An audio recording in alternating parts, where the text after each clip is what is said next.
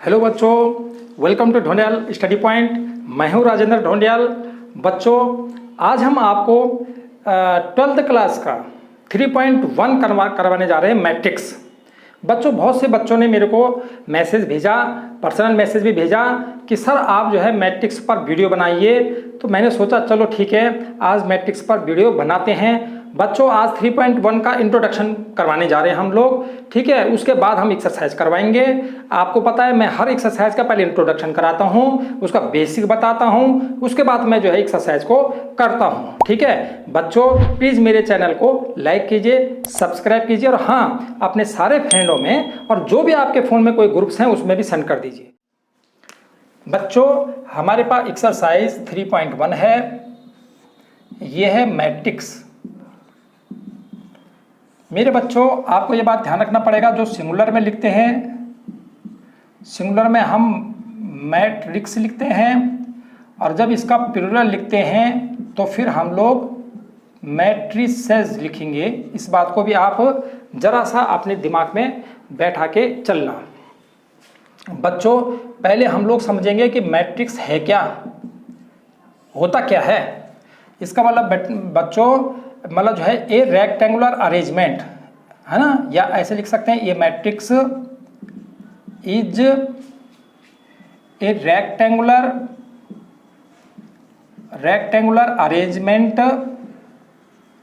Arrangement of numbers.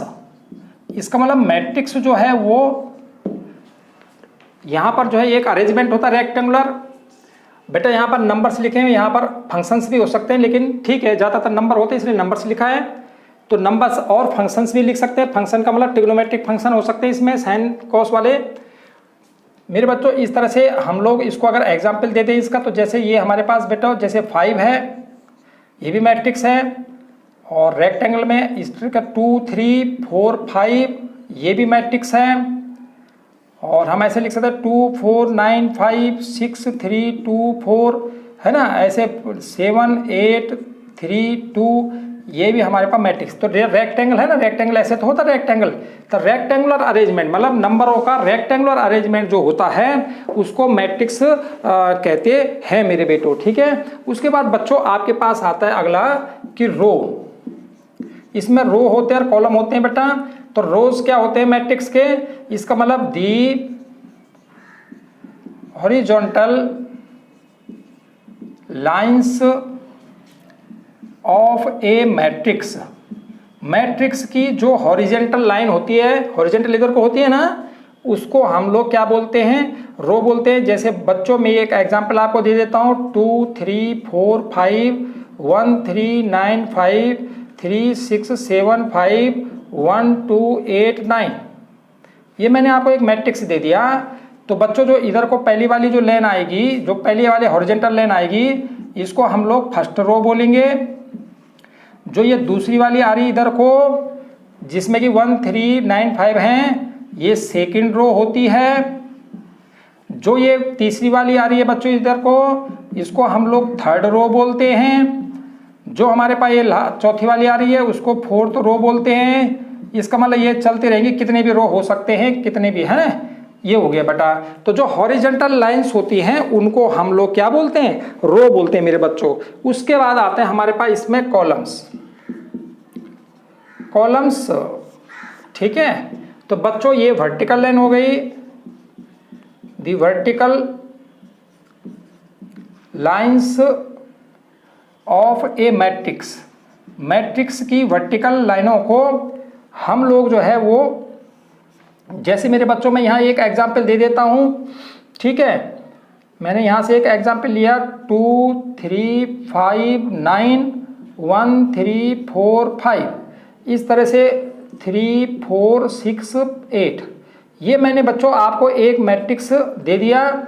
इस matrix में ये जो इधर को है ना, ऊपर से नीचे, इनको वर्टिकल बोलते हैं, है ना। सोचो आप इस टाइप का, इधर को जो जा रहे हैं वो वर्टिकल हुआ, ये जो हॉरिजॉन्टल है इधर को जो जा रहे हैं ये इधर को रो होती हैं, ठीक है।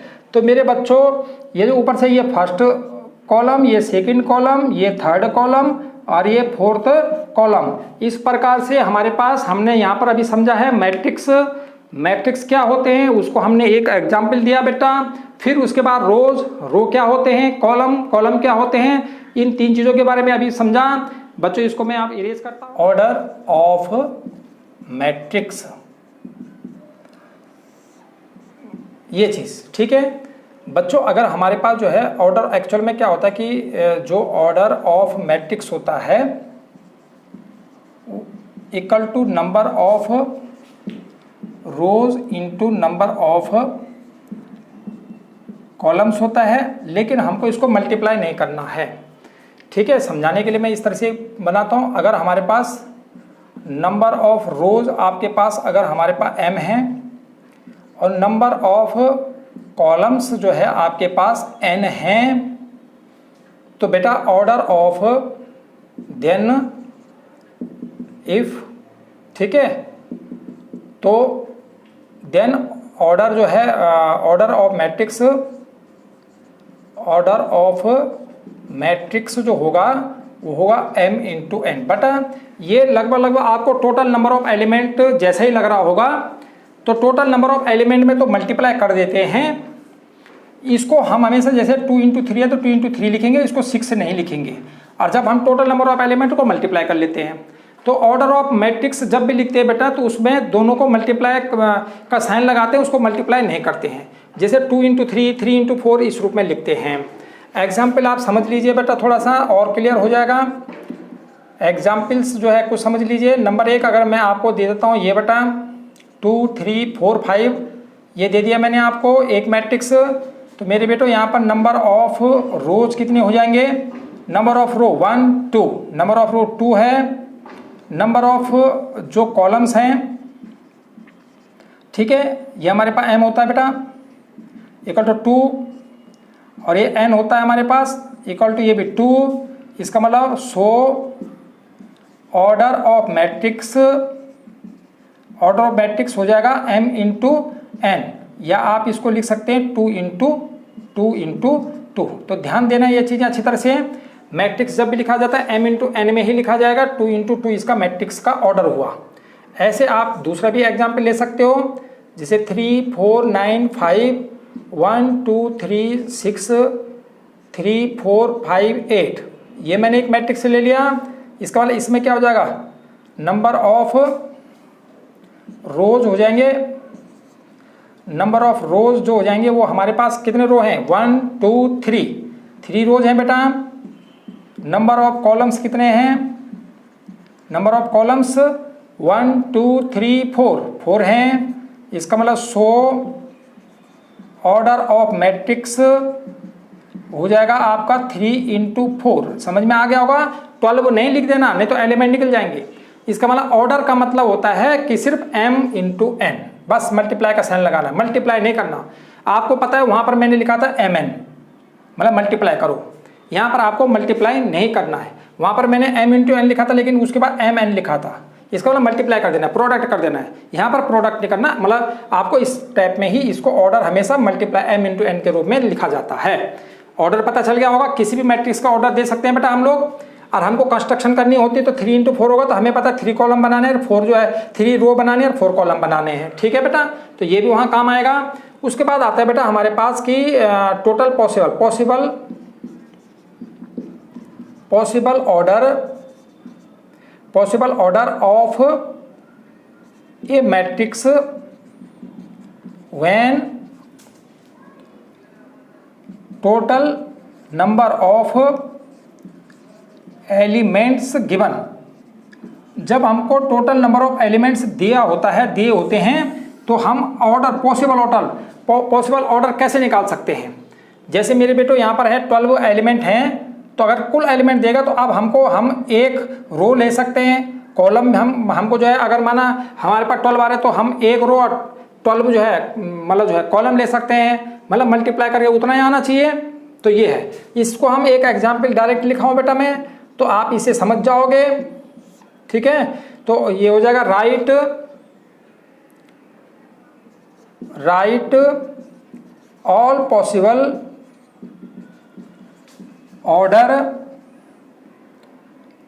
ऑर्डर्स, ठीक है ना, इन ए मैट्रिक्स विच हैज 24 एलिमेंट्स, किसी भी मैट्रिक्स में 24 एलिमेंट्स है तो ऑर्डर बताइए। तो मेरे बच्चों जब हम इसको सॉल्व करेंगे तो हम लोग लिख देंगे कि total number of orders, total number of possible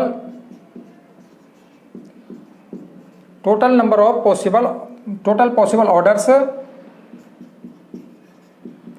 total possible order, ठीक है, of a matrix having 24 elements are. अब यहां ऑर्डर लिख देंगे हम लोग, क्या ऑर्डर आएगा मेरे बच्चों? ऑर्डर जो होगा 24 के मल्टीप्लाई, मतलब हम प्रोडक्ट जैसे प्राइम फैक्टर करते हैं उस तरह से करेंगे। तो देखो 1 आएगा तो 1 के साथ 24 हो जाएगा, तो देखो 24 एलिमेंट हो जाएगा ना, एम एन करेंगे तो 24 1 जा 24 हो जाएगा। ये पहला वाला रो है, दूसरा वाला कॉलम, हमेशा पहले वाला रो, इसमें हमेशा पहले एम क्या है रो, एन क्या है कॉलम। तो 1 रो 24 कॉलम बना देंगे, तब भी 24 एलिमेंट आएंगे। इसको उल्टा कर दो, 24 इंटू 1 करेंगे तो आपके बाद 24 रो और 1 कॉलम करेंगे तब भी 24 एलिमेंट हो जाएंगे। एक तो 1 का टेबल में आता है 24, उसके बाद 2 की टेबल में 2 इंटू 12 हो सकता है, 12 2 जो 24 होता है ना, तो 2 इंटू 12 हो सकता है मेरे बच्चों, है ना। इसका मतलब 2 रो और 12 कॉलम हो जाएंगे, या 12 इंटू 2 हो सकता है, ठीक है। अब ये इसका मतलब हम 12 रो ले सकते हैं और 2 कॉलम ले सकते हैं। फिर उसके बाद 3 की टेबल में भी 24 आता है, तो 3 इंटू 8 हो जाएगा, 3 रो 8 कॉलम हो सकते हैं, या 8 रो और 3 कॉलम हो सकते हैं। उसके बाद मेरे बच्चों 3 का भी जाता है, 4 का भी जाता है, 4 इंटू 6 या 6 इंटू 4।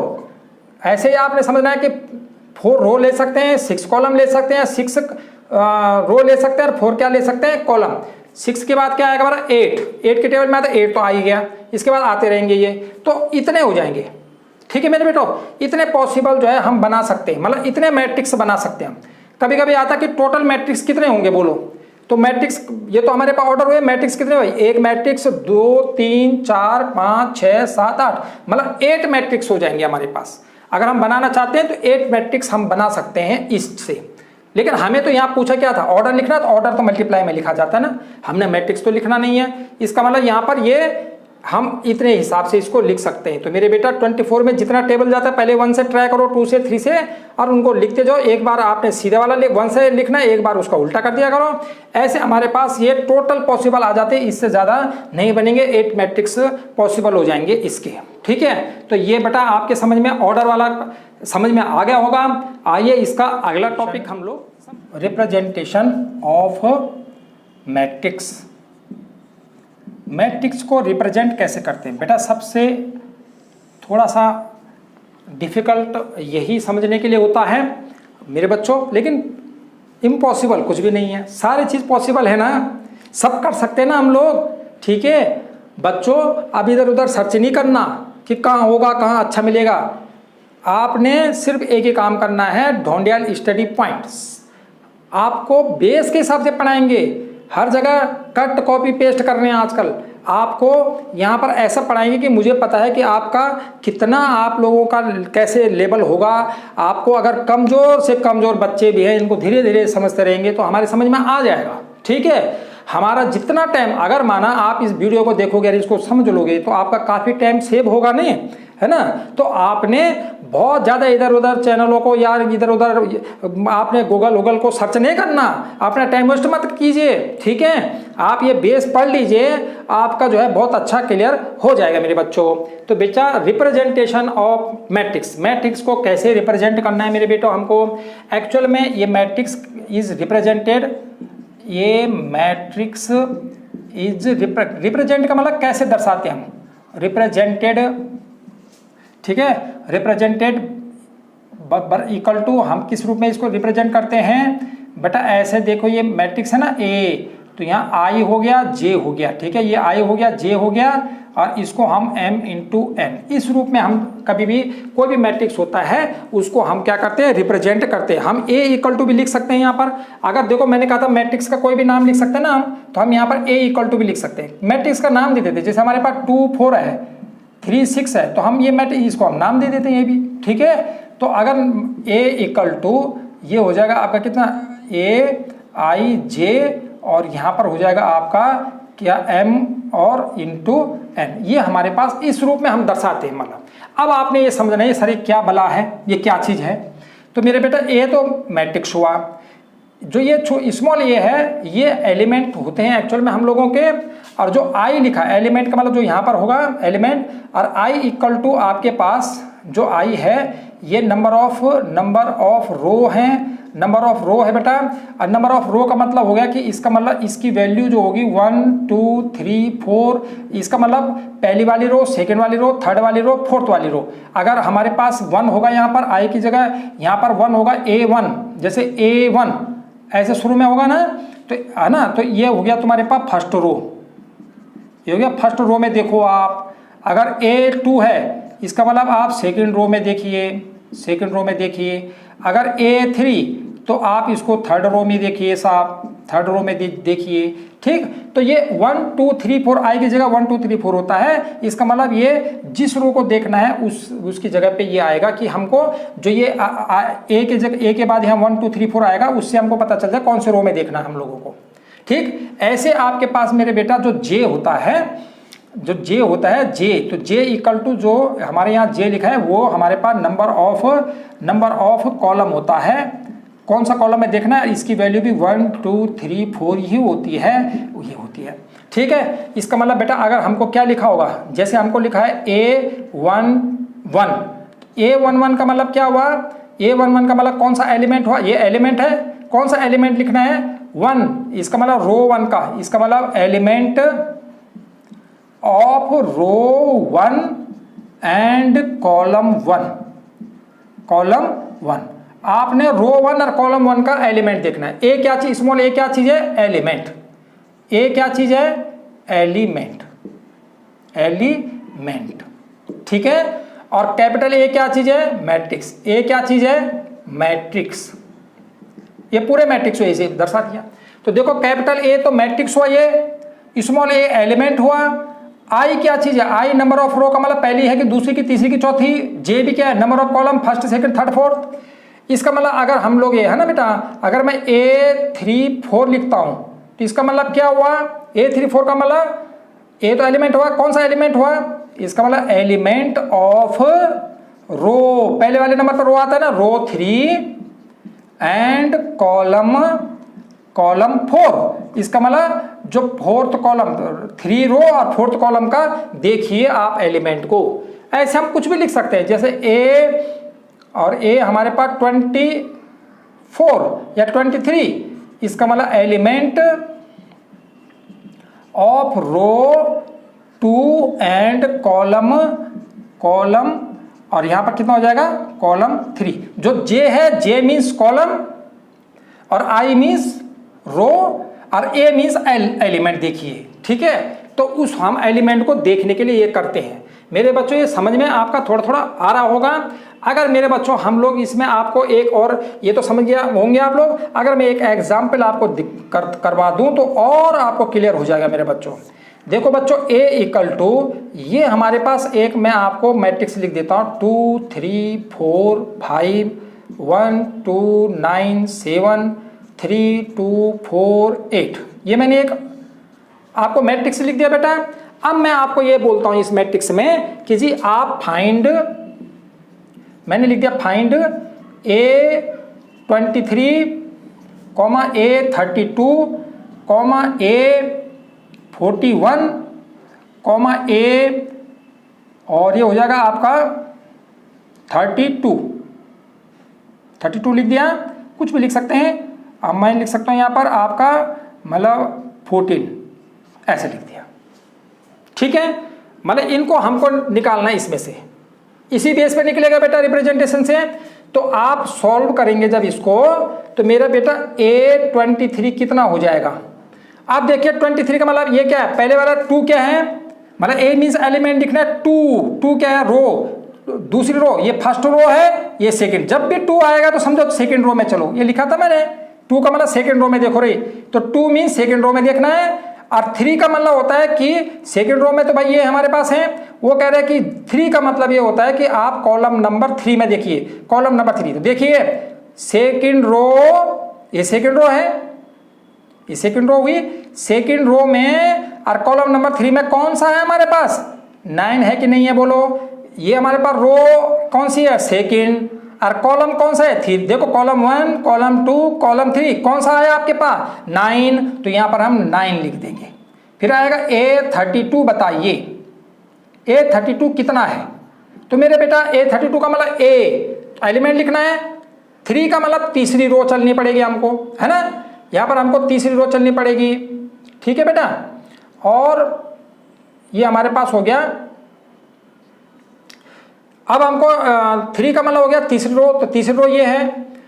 अब तीसरी रो में कौन सा है कॉलम, तीसरी रो ये है, कॉलम नंबर 2, तो 1 कॉलम 2 कॉलम, कौन सा है इसमें 2, तो ये हो जाएगा हमारे पास 2।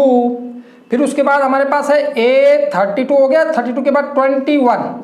आपकी बार किस में चलना है, पहले वाले रो, कौन से रो में चलना है, सेकंड, सेकंड में देखना है जी। और कॉलम किस में देखना है, फर्स्ट, तो कॉलम फर्स्ट में ये है, तो सेकंड रो में कॉलम फर्स्ट में तो 1 आएगा ना, 1 भाई सेकंड रो में ये है, तो ये सेकंड रो में कॉलम 1 2 3 4, पहले वाला कॉलम, सेकंड वाला कॉलम, थर्ड वाला कॉलम, फोर्थ वाला कॉलम, तो इसी लाइन में लिखना है। तो कह रहा है कि भाई आप पहले वाले को दिख लीजिए कॉलम में, इसका मतलब रो फर्स्ट और कॉलम फर्स्ट, तो यही आएगा। फिर उसके बाद हमको लिखना है A14, ए तो एलिमेंट लिखना हमको, 14 मतलब 1 रो, पहली वाली रो में चलना है, पहली वाली रो। और 4 क्या चीज है, नंबर ऑफ कॉलम, 1 2 3 4, कौन सा आया आपके पास 5, तो ये कितना आ जाएगा 5। तो मेरे बच्चों इस तरह से हम पता लगा लेते हैं कि कोई भी एलिमेंट हमको, किसी भी अगर हमको मैट्रिक्स दे रखा है उसका कोई भी एलिमेंट हमको बोलेगा इस एलिमेंट को निकालो, तो हमको इस तरह से इसको करना होता है। यहां तक आपकी समझ में आया, ये चीज है बेटा। अब इसको रिप्रेजेंट कैसे करते हैं थोड़ा सा मैं, ये तो हम ए वाला मैंने सबसे सिंपल वाला बताया, अब इसको हम एक इसका स्टैंडर्ड है उसको भी आपको बता देता हूं मैं कि किस तरह से अब हम इसको रिप्रेजेंट। बच्चों इसमें हमारे पास जो ये मैट्रिक्स होता है हम लोग रिप्रेजेंट करने का ना, तो आप ऐसे भी कर सकते हैं कि और सेकंड मतलब ये फर्स्ट टाइप का, तो इस टाइप का हम रिप्रेजेंट करते हैं। सेकंड में टेबल के हिसाब से बनाएंगे, तो अगर टेबल के हिसाब से बनाते हैं तो किस हिसाब से बनाते हैं, तो और we can also represent a matrix as, हम इस रूप में बेटा, ये जो टेबल है ना इस रूप में हमारे पास ये मैट्रिक्स अगर मैं ले लेता हूं, है ना बहुत बड़ा, तो देखो ए एलिमेंट हुआ ना, तो पहला ये कौन सा है, ये रो भी फर्स्ट है, ये तो रो फर्स्ट ही होती नहीं इधर को, तो फर्स्ट रो हुई, कॉलम कौन सा हुआ फर्स्ट ही हुआ, तो यहाँ 1 1 आ जाएगा। मतलब एक्चुअल में हम इस तरह से इसको डिनोट करते हैं। फिर ए भाई ये तो फर्स्ट है तो पूरा फर्स्ट याद रहेगा शुरू में, कॉलम कौन सा हुआ सेकंड, तो 2 A1 कॉलम 3 1 4 1 5, मतलब ऐसे चलता रहेगा। ये मैं कितना लिखूं, हमने इतने तक लिख दिया, ऐसे मैं यहाँ डॉट डॉट लगा दूं, डॉट डॉट का मतलब ऐसे चलता रहेगा। तो यहाँ क्या आ जाएगा ए, ये तो 1 ही आएगा, और यहाँ जे आ जाएगा। जे का मतलब क्यों, क्योंकि 1 तो क्या चीज़ है, कॉलम तो 1 है, ये यहाँ तो 1 नहीं चलेगा। लेकिन अब ये जो कॉलम है, कॉलम तो बढ़ते रहते हैं ना भाई, रो तो फिक्स रहेगी 1 पहली रो है, लेकिन कॉलम तो 1 2 3 4। अब ऐसा करते मैं एक 100 तक 1000 तक लिखूं, तो मैंने जे लिख दिया, जे का मतलब जहां तक होगा, क्योंकि हमारे पास एक्चुअल में नंबर ऑफ कॉलम जे होते हैं, तो हम जे से हमने दर्शा दिया कि भाई जे कभी भी खत्म तो होता है, ये 1 2, ये डॉट डॉट का मतलब इसके बीच में आप 100 तक सोचो, आप 1000 तक सोचो, तो हमें नहीं पता तो हमने जे लिख दिया। लेकिन यहाँ 1 को नहीं चेंज कर सकते, 1 को इसलिए नहीं कर सकते कि 1 तो रहेगा, कॉलम 1 में तो 1 आना है। ठीक बच्चों, आपको जे का मतलब पर्टिकुलर अगर मैंने जे का मतलब पर्टिकुलर कोई कॉलम, और मैं इसको ऐसे भी लिख सकता हूं कि डॉट डॉट डॉट, ऐसे भी लिख सकता हूं मेरे बच्चों, इसको हम लोग ऐसे भी लिख सकते हैं कि ये ए रहेगा, ये तो 1 ही रहेगा, लेकिन एन भी लिख सकते हैं ना, क्यों कि एन क्या चीज होता है, नंबर ऑफ कॉलम्स होते हैं। मैंने आपको पहले बताया था कि एम जो होते हैं वो नंबर ऑफ रो होते हैं, और नंबर ऑफ रोज, और एन जो होते हैं वो टोटल नंबर ऑफ क्या होता है, कॉलम। तो एन से भी कर सकते हैं ना, जे और एन कॉलम के लिए आता है। जे का मतलब होता है कि कोई भी 1 2 3 4, कोई भी आपके पास कॉलम का नंबर 1 2 3 4, मतलब कोई कॉलम का नंबर आएगा, और टोटल मतलब कितने होते हैं, एन तक तो जाएगा। इस तरह से आपने ये करना है। ध्यान रखना ये चीजें, हाँ ओके। यहां पर मतलब जे तक बता दिया, और अब जे का मतलब हो गया कि कोई कॉलम, और एन का मतलब हो गया कि टोटल, मतलब जो टोटल नंबर होगा। अगर 20 कॉलम है तो 20 आएगा ना यहाँ पर। उसके बाद बेटा देखो यहाँ पर, अब ये तो फर्स्ट रो खत्म हुई, अब सेकंड रो ए। अब सेकंड रो में कि यहाँ एक तो रहेगा नहीं, 2 आएगा, क्योंकि फर्स्ट रो में 1 1, सेकंड रो में 2 2। आप डायरेक्ट ऐसे भी लिख सकते हो A2 यहाँ डॉट डॉट डॉट, यहाँ पर A2 है ना, फिर आ जाएगा, फिर डॉट डॉट डॉट, फिर यहाँ A2। ऐसा तो आप बिना देखे हुए लिख सकते हो, क्योंकि सेकंड रो है, ठीक है। उसके बाद यहां पर क्या होगा, पहला वाला, फिर यहाँ दूसरा 2, फिर यहाँ पर तीसरी वाले कॉलम, फिर यहाँ फोर्थ कॉलम, फिर यहाँ कौन सा कॉलम, जे कॉलम, फिर यहाँ कौन सा कॉलम, एन कॉलम। कर लोगे ऐसा तो कोई दिक्कत नहीं है, 2 3 तक लिख सकते हैं बच्चों।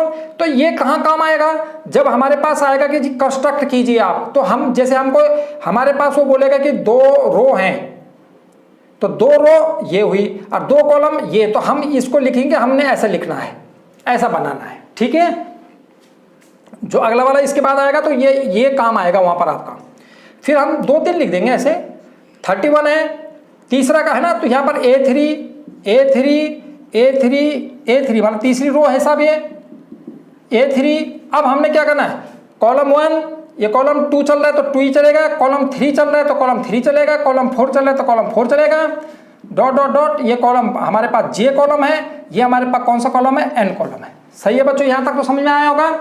इसके बाद बेटा मैं लिख नहीं रहा हूं, तीसरा हमने तो तीसरी रो लिखी, ऐसा करके रो तो कितनी होंगी ना क्या, तो जैसे हमारे पास कॉलम जे लिखा, तो ऐसे हमारे पास यहाँ रो आई हो गई, नहीं होगा।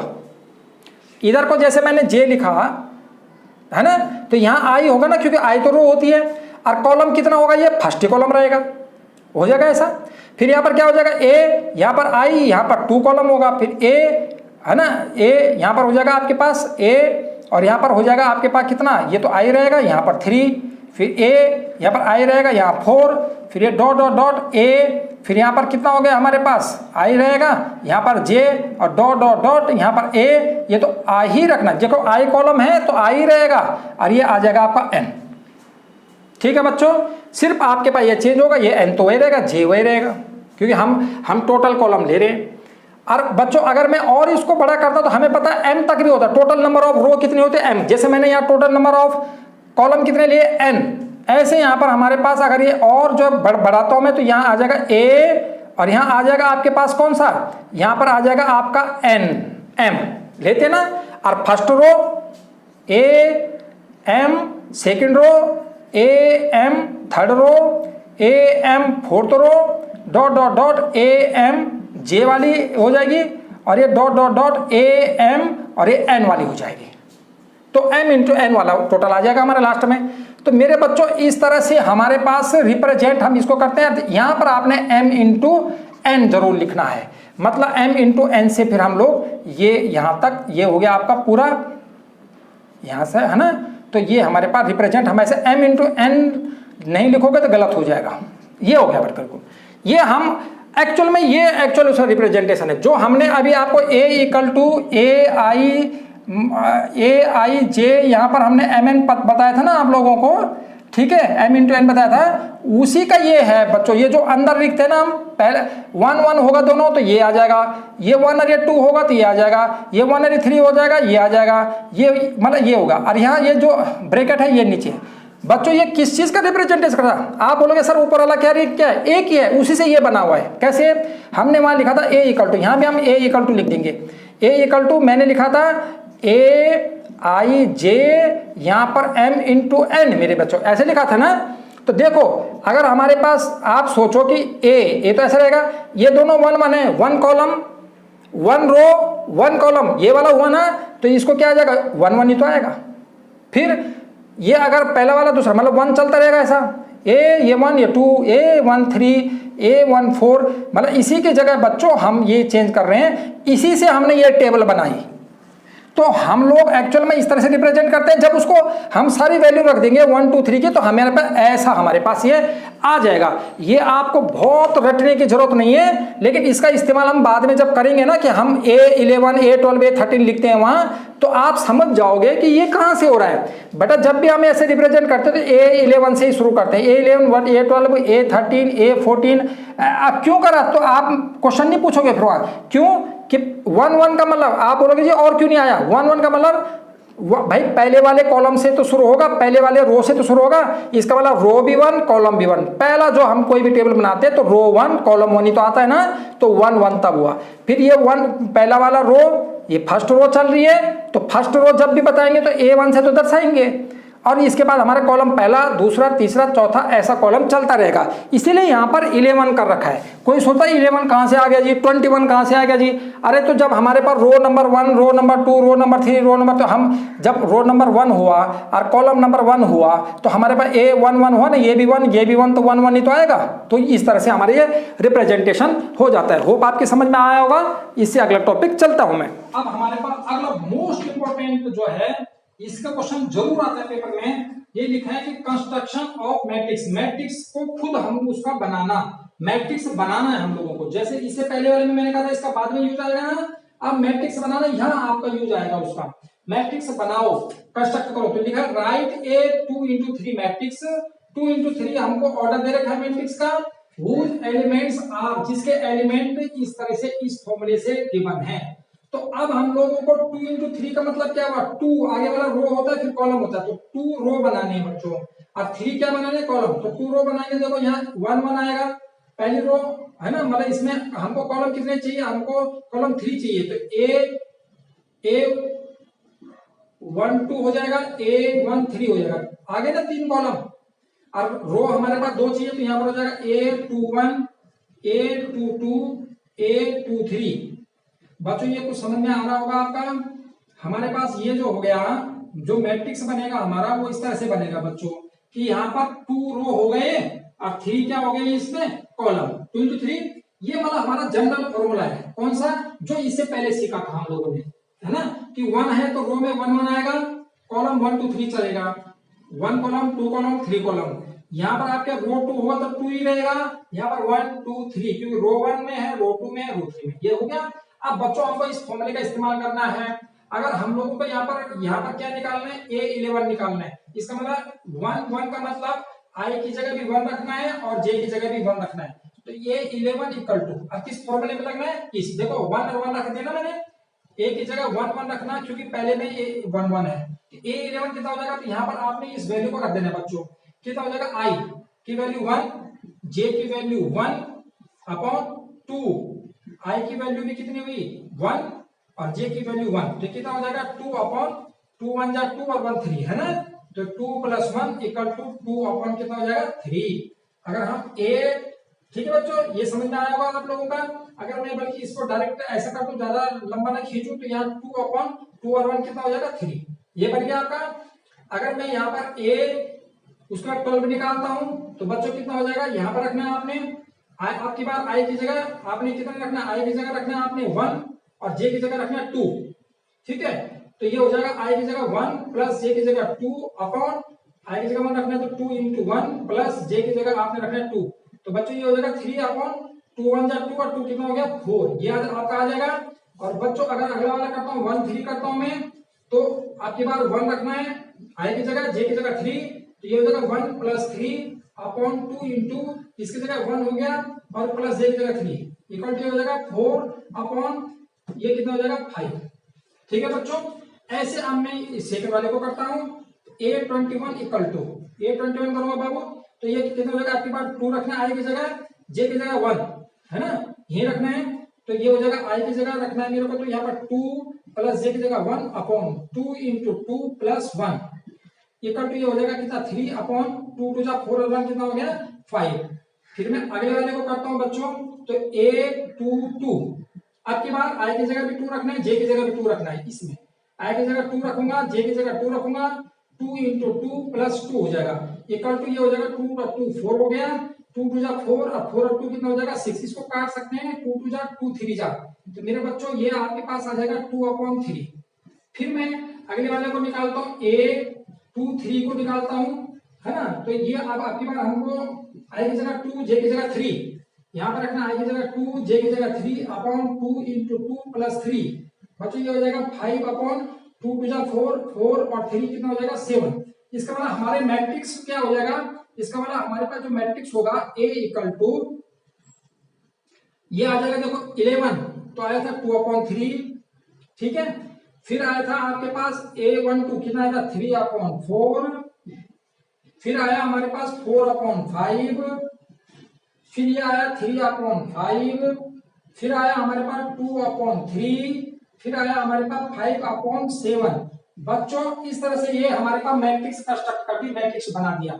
जब भी हमको इस फॉर्म में होगा, बहुत क्वेश्चन आते हैं, बहुत ज्यादा इस टाइप के करना क्वेश्चनों को, है ना। तो इस टाइप के क्वेश्चन बहुत आएंगे, एक इक्वल वाला आता है, एक इस टाइप का, ये तो लगातार आते रहते हैं। तो इस टाइप में आपने बस इस तरह से कर देना है। अगर उसने 2 बोला तो 2 रो, 3 बोला तो 3 कॉलम बनाने बच्चों।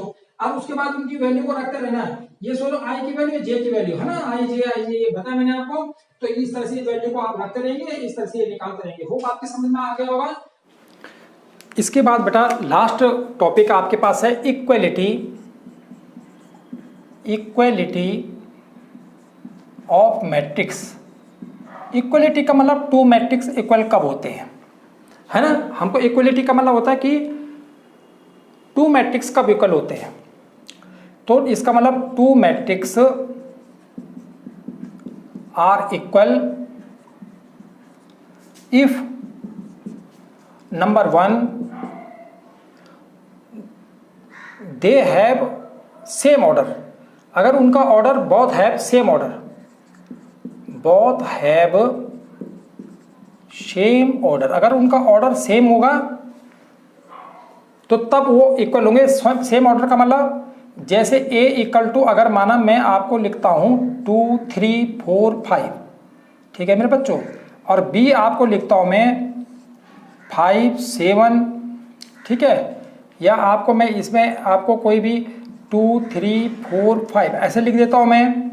तो इसका मतलब ये इसका जो ऑर्डर होगा, इसका ऑर्डर जो है 2 इंटू 2 है, क्योंकि 2 रो और 2 m इंटू n होता है ना। और इसका जो ऑर्डर है, इसका ऑर्डर मतलब order of A, order of A जो होगा वो 2 इंटू 2 होगा, और ऑर्डर ऑफ B जो होगा वो भी यहाँ पर 2 रो और 2 m रो 2 इंटू 2, तो ये भी कितना हुआ 2 इंटू 2 हुआ ना। ऑर्डर ऐसे लिखा जाता ना, मैंने कहा था। इसका मतलब इनका ऑर्डर सेम है ना, 2 इंटू 2। ऐसा ना हो यहाँ 2 इंटू 2 और यहाँ 2 इंटू 3 हो, ऐसा ना हो। ऑर्डर सेम हो, चाहे कोई भी हो, लेकिन दोनों बराबर होना चाहिए, ऑर्डर सेम ऑर्डर। सेकेंड, इसका मतलब each element of one matrix is equal to the corresponding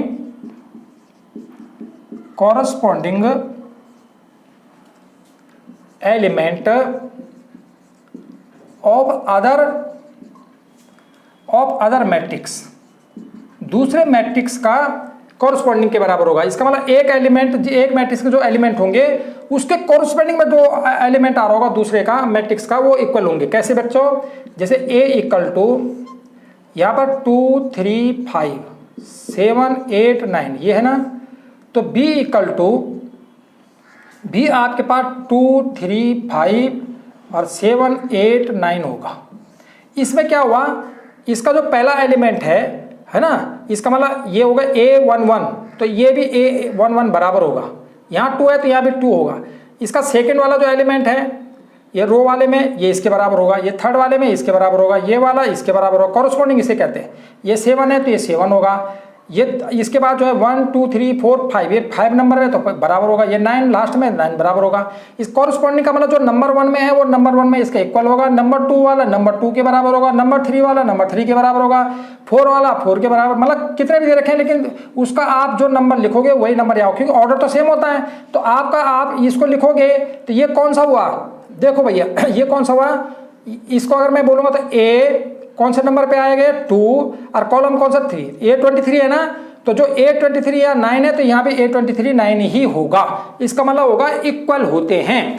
तब जाके हम कहेंगे, अगर मतलब ऐसा हो जाता है नंबर 1 नंबर 2, देन इसका मतलब then then A equal to किसके बराबर होगा, बी के बराबर होगा। मैट्रिक्स 1 इक्वल टू मैट्रिक्स 2 होगा। अगर ये दोनों कंडीशन हो जाती हैं, मतलब अगर सेम, मतलब पहले वाली कंडीशन हो जाती है, सेकंड वाली कंडीशन हो जाती है, अगर दोनों कंडीशन हो जाती है तो तब हम लोग जो है इक्वल मैट्रिक्स उसको बोलेंगे। ठीक है, इसका मतलब देन ए इक्वल टू किसके बराबर हो जाएगा, बी। जो फर्स्ट मैट्रिक्स है वो किसके बराबर हो जाएगा, सेकंड मैट्रिक्स के इक्वल में हो जाएगा मेरे बच्चों। अगर हमारे पास ये कंडीशन 1 और कंडीशन 2 हमारे पास इक्वल हो जाती है।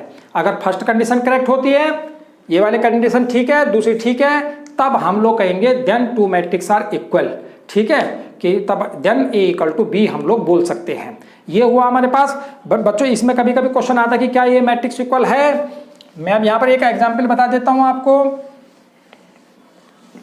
एक एग्जाम्पल के द्वारा इसको क्लियर कर जाते हैं बच्चों। अगर मैं आपको एक एग्जाम्पल देता हूँ, एग्जाम्पल ए इक्वल टू 2 3 5 4 और बी इक्वल टू 3 2 5 4, और मैं बोलता हूं कि is A equal to B, क्या ए बी के बराबर है। तो बच्चों जब आप सॉल्व करोगे तो इसका जो ये वाला फर्स्ट एलिमेंट है 2 है, तो यहाँ 3 है, जबकि यहाँ 2 है। ऐसे तो है ना कि 2 3 4 5 तो है, 2 3 4 5 ये तो हैं, लेकिन कॉरस्पॉन्डिंग का मतलब इसका जो ये एलिमेंट है वो इसके बराबर होना चाहिए, है ना। और ये वाला एलिमेंट इसके बराबर, लेकिन है तो नहीं ना बराबर, इक्वल तो नहीं है ना, ये कॉरस्पॉन्डिंग तो नहीं है ना। पहला वाला नंबर का पहले वाला नंबर बराबर होना चाहिए। इसका मतलब यहाँ पर नहीं है, इसका मतलब एलिमेंट ऑफ ये नॉट, मतलब जो है ये फर्स्ट वाला जो एलिमेंट है कॉलम ये 1 वाला, वो इसके इक्वल में नहीं है। ठीक है, तो नो, ये हमारे पास इसमें आ जाएगा, हमारे ये होगा कि नो। ठीक है ना, each element of matrix A is not equal to the corresponding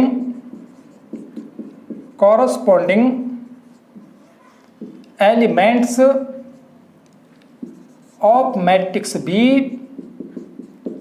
so A is not equal to B। जब नहीं बराबर होते हैं तब हम लोग इस तरह से नॉट इक्वल टू लिखते हैं बच्चों। ठीक है, ये इक्वल नहीं होगा, है ना। इक्वल तो मैंने एग्जाम्पल में दे दिया था, अगर वो सब बराबर होते हैं तो इक्वल होता है।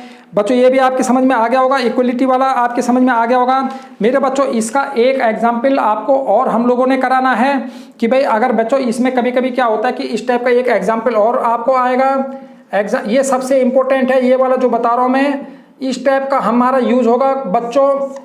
मोस्ट इंपॉर्टेंट वाला एग्जाम्पल आपको ये दिया होगा कि a इक्वल टू, यहाँ पर आपके पास जैसे 2 लिख दिया, यहाँ पर x लिख दिया, यहाँ पर y लिख दिया, यहाँ पर 3 लिख दिया।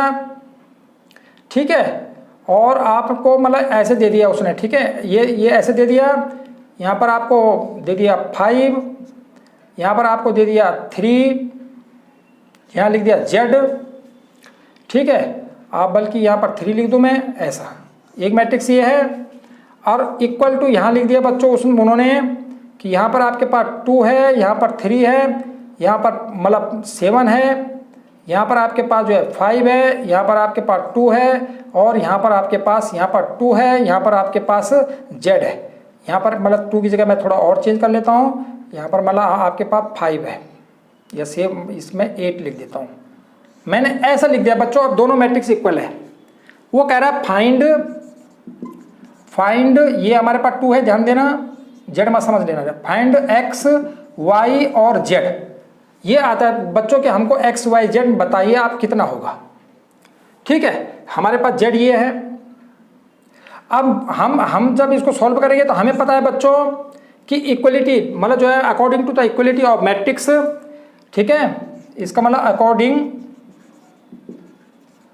To equality of matrix, matrix के इक्वलिटी नियम के अनुसार दी कॉरस्पॉन्डिंग